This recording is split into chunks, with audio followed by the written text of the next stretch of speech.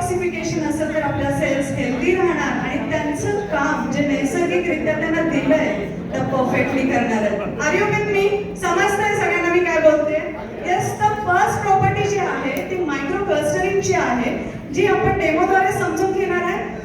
तर आपण जे सध्या पाणी पितोय, आरोचं असेल, कॉर्पोरेशनचं असेल किंवा 20 रुपये लिटर देऊन विकत घेतलेलं असेल, ते सगळं जड किंवा हेवी आहे. द्राक्षाचा एक मोठा घड समजूया, राईट, इझी लँग्वेज मध्ये. जेव्हा केंगन मशीन मधून हे पाणी पास होत आहे, आफ्टर इलेक्ट्रोलायसिस काय होत आहे तर पातळ आणि हलकं बनून येत आहे. पाणी पिण्याचा उद्देश काय आहे? कोणी सांगू शकतं? एक जण. पाणी का पितो आपण? तहान भागवण्यासाठी. सगळ्यात सोपं, राईट. मग जाड पाणी पेशींमध्ये लवकर जाऊ शकतं का पातळ जाऊ शकतं?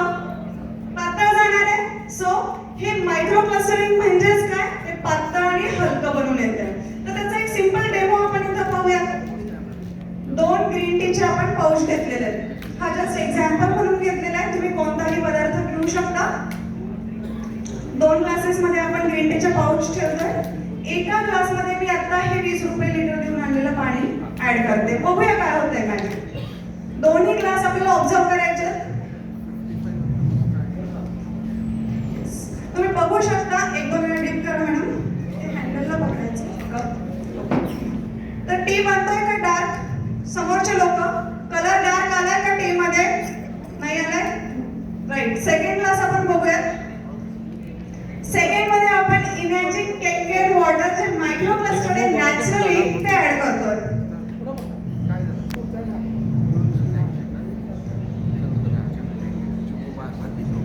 अजून डीप केलेलं नाहीये. See the colour change. एकदा जोरदार क्लॅपिंग करायचंय. एकदा जर डीप केलं तर पूर्ण टी तयार होणार आहे. येस, टी तयार आहे. हे का झालं? कारण पाणी एवढं पातळ आणि हलकं आहे की ते टीच्या प्रत्येक कणापर्यंत जाऊन त्याचे जे प्रॉपर्टीज आहेत त्याने ते बाहेर काढलेले आहेत. सेम आपल्या शरीरामध्ये काय होणार आहे? त्याच्या 37 ट्रिलियन सेल्स आहेत. तिथपर्यंत जे पातळ क्लस्टर आहे ते इझिली जाऊन तिथला कचरा साफ करणार आहेत. मग पातळ पाणी प्यायला पाहिजे की जड पाणी प्यायला पाहिजे? येस, तर पातळ पाण्यासाठी काय ऑप्शन आहे मग? Kangen water, right. Second, okay, oxidation. Anti oxidation ही एक प्रॉपर्टी आहे आपल्या डिव्हाइस मध्ये. त्याने ऑक्सिडेशन म्हणजे काय इझिली समजून घेऊ.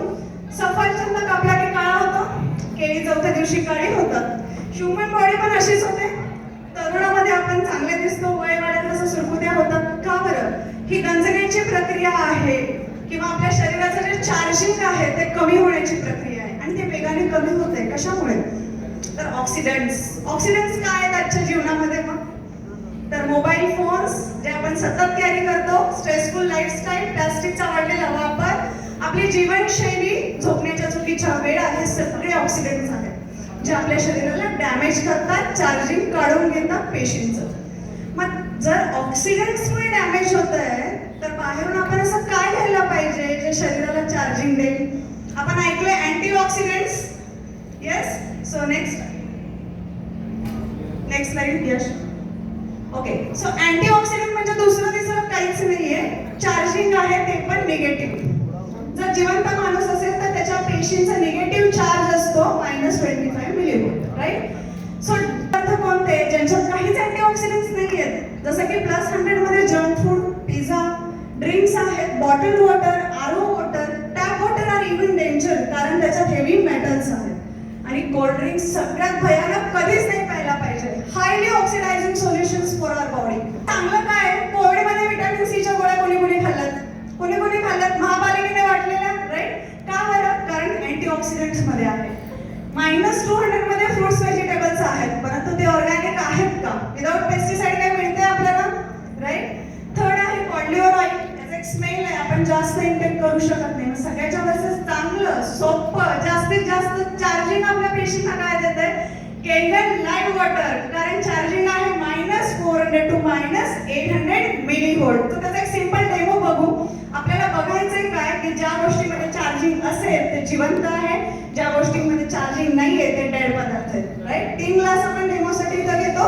फर्स्ट क्लास मध्ये आपण 20 रुपये लिटरचं आरओ पाणी ऍड केले. सेकंड क्लास मध्ये आपण सोडा ऍड करतो. ट्रान्सपरंट आहे म्हणून टेस्टिंगला वापरलाय.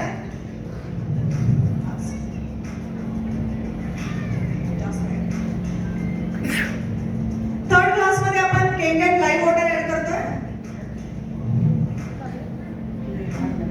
इथे एक ORP टेस्टर आणलेले फिनॅल्फ्थलीनचे हे ड्रॉप्स आहेत जे निगेटिव्ह चार्ज कंटेंट आहे की नाही ओळखण्यासाठी लॅबमध्ये यूज होतं. तिन्ही ग्लासमध्ये आपण ड्रॉप्स ऍड करूयात, बघूयात काय होतंय. फर्स्ट ग्लास हा आरोचा आहे, सेकंड इज स्प्राइट. काही बदल झालाय का? ते पाणी आहे असंच राहिलंय, म्हणजे कुठलं येते डेड मध्ये येते प्लस मध्ये येते, राईट. आता आपण बघूयात magic. Third glass Kangen live water मध्ये काय होतंय. वा, जोरात क्लॅप करायचं अँटीऑक्सिडंट साठी.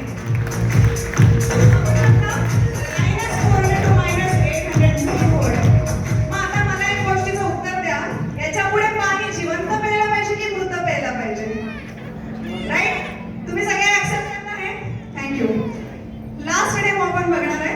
Next slide. यश नेक्स्ट. तर बघू शकता इथं पीएच स्केल आहे. साधारणतः एखादा पदार्थ ऍसिडिक आहे, अल्कलाइन आहे, या पीएच स्केलवर मेजर केलं जातं 0 to 14 या रेंज मध्ये.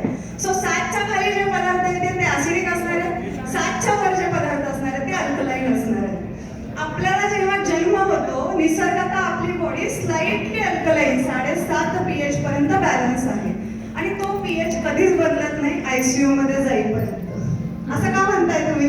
कारण की आयसीयू मधला जो पेशंट असतो त्याच्या किडनी लँग्स काम करत नाही, सो आम्ही सोडा बायका त्याला तिथे लावत असतो जे अल्कलाइन सोल्युशन आहे.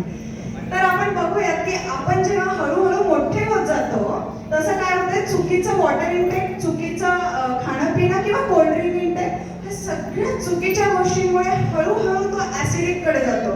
मी असं म्हणत नाही की आयसीयूच्या स्टेजला जाईल, तो हळूहळू कमी होतो आणि त्यामुळे काय होतं, आपण वेगवेगळ्या क्रोनिक डिसीजेसला इन्व्हाइट करतो. मग कुठल्या अवयवांच्या ज्या ठिकाणी तो व्यवस्थित नॅचरली बॅलन्स होऊ शकत नाहीये. जर पॅनक्रियाचा नाही झाला तर तिथं इन्सुलिनचं कामकाज बिघडून आपल्याला शुगर तयार होते. सो जर आपण स्लाइटली अल्कलाइन वॉटर इंटेक करत राहिलो तर मात्र हा पीएच नक्कीच बॅलन्स होणार आहे. सो आपण त्याचा एक डेमो बघूयात की आपल्या पाण्याचा पीएच काय. तर सुरुवातीचे 2 ग्लास आपण चेंज करत नाहीये, pH is only related to colour. इथं पीएच ड्रॉप्स आणले जे स्कूलमध्ये आपण लिटमस टेस्ट करायचो. प्रत्येक ग्लास मध्ये आपण ऍड करूयात. बघू शकता हे पीएच काय आहे.